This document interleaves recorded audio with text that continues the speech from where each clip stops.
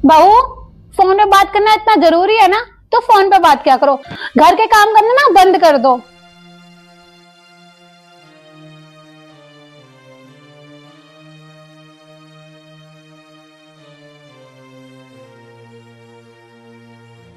कभी चाय रख के भूल जाती है तो कभी सब्जी जला देती है। लगता है तूने मेरे बेटे से शादी नहीं करी, करी है तो इस फोन से, जब ये 24 घंटे इसमें लगी रहती है। अगर तुझे इतना ही आलस आता है तो मना कर दिया कर, मत किया का काम। कम से कम नुकसान तो नहीं होगा घर का। पता नहीं आजकल की लड़कियों को क्या हो गया, 24 घंटे फोन में लगी रहती है। हाँ मम्मी। अरे बेटा, तूने फोन क्यों काट दिया? अरे मम्मी क्या ही बोलूं, बस आपने ऐसी जगह मेरी शादी कर दी है, यहाँ लोग ना मुझे काम वाली समझते हैं या फिर उससे भी परे। क्या हुआ बेटा, राहुल ने कुछ बोला या तुम दोनों में कहासुनी हो गई क्या? अरे नहीं नहीं मम्मी, ये तो मुझसे कुछ कहते ही नहीं है। मेरी नाक में दम तो ना मेरी सास ने किया हुआ है। इनको तो बिल्कुल तमीज ही नहीं है कि बहुओं से बात कैसे करते हैं। हाँ बेटा, ये तो बता हुआ क्या? अरे मम्मी बस क्या ही बताऊं मैं, एक बात हो तो बताऊं, इतनी बातें हैं कि पूरा टाइम भी कम पड़ जाएगा बताते बताते। अब आज ही की बात ले लो, मैं आपसे बात कर रही थी ना तो सब्जी गैस पे रखी हुई थी। अब मैं आपसे बात करते करते भूल गई गैस को बंद करना, तो सब्जी जल गई होगी। इसी बात पर मेरी सास ने हंगामा खड़ा कर दिया, इतनी बातें सुना दी मुझे कि बस क्या ही बताऊं। अरे बेटा, गलती भी तो तुम्हारी है, बोल दिया तो क्या हो गया। अरे मम्मी आपको नहीं पता, उनकी ना आदत ही खराब है। जब तक दिन में 2-4 बातें मुझे न सुना दें, जब तक मुझे दलील ना कर लेना, उनका तो खाना ही नहीं पचता। कभी कभी तो मम्मी मुझे इतना गुस्सा आता है ना कि उल्टा जवाब दे दूं उनको। अरे गलती भी तो तेरी है ना, जब तू काम करती है तो ध्यान रखना चाहिए। पता था मुझे आप उन्हीं की साइड लोगे, मेरी तो बात कभी आप सुनोगे ही नहीं, इसलिए मैं ना आपको कभी कोई बात बताती ही नहीं हूँ।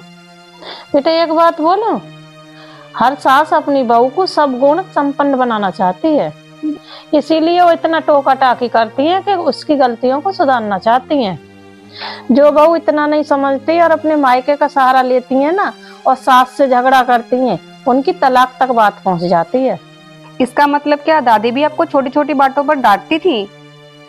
हाँ, अरे शुरू शुरू में तो तुम्हारी दादी मुझे बात बात पर टोकती थी। कई बार तो इतना नाराज हो जाती थी कि मुझे किचन में भी नहीं घुसने देती थी। तो मम्मी आप ये सब कैसे बर्दाश्त करती थी? बेटा उस समय मोबाइल तो होते नहीं थे, चिट्ठी ही लिखनी पड़ती थी, इसलिए बर्दाश्त करना पड़ता था। क्या? मैं समझी नहीं कुछ। अरे बेटे, जब तक हम चिट्ठी में अपने दुख दर्द परेशानी लिखते और वो मम्मी तक पहुंचती, तब तक हमारी सास व उनकी ना नाराजगी दूर हो जाती थी।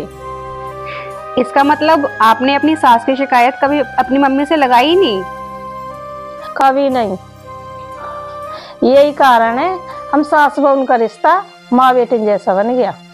बेटा हर रिश्ते को अपनाने में और उनकी जड़ों को मजबूत करने में टाइम लगता है, और इसीलिए अपनी गलतियों से सीखा जाता है, ना कि शिकायत करी जाती है। हुआ बेटा, चुप क्यों हो गई, क्या हुआ?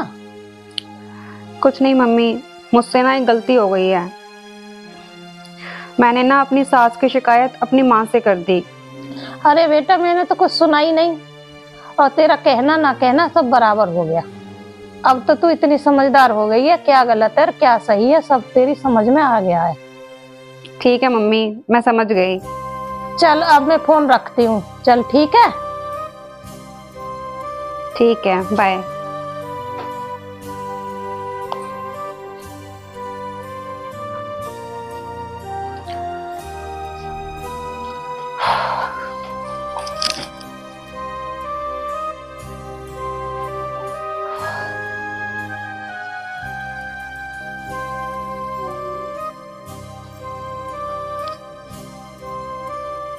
मम्मी जी मुझे पता है कि मेरी गलती है, और ये पहली बार नहीं हुआ है, मैं पहले भी बहुत बार ऐसा कर चुकी हूँ। पर मम्मी जी मैं आगे से ध्यान रखूंगी कि मैं ऐसी बेवकूफ़ी ना बार बार ना करूँ और काम पे ध्यान रखूँ। अगर अगली बार से मुझसे ऐसी कोई गलती हो ना तो आप मुझे जमकर डांट सकते हो, आपका पूरा पूरा हक बनता है मुझे डांटने का। पर प्लीज़ आप मुझसे ऐसे नाराज मत होइए, मुझे बिल्कुल भी अच्छा नहीं लग रहा है। अपनी इस नासमझ बेटी को प्लीज़ माफ़ कर दीजिए। ये क्या कर रही है बहू, इसकी कोई जरूरत नहीं है। और हाँ, आगे सब्जी जली ना तो तेरे कान मैं पकड़ूंगी। ठीक है, पकड़ लेना। अच्छा मम्मी जी सुनो, आप चाय पियोगे? मैं बना के लाऊं? हाँ, लेकिन अगर तुझे फोन से फुर्सत मिले ना तब। ये लो, ये कर दी ना आपने छोटी बात। ये लो फोन, आज पूरा दिन आप अपने पास इस फोन को रखना, मैं इसको बिल्कुल भी यूज नहीं करूंगी। और आज मैं पूरे दिन आपसे बात कर करके ना आपके कान पका दूंगी। अच्छा अच्छा, जब चाय बना के लाओ। ठीक है।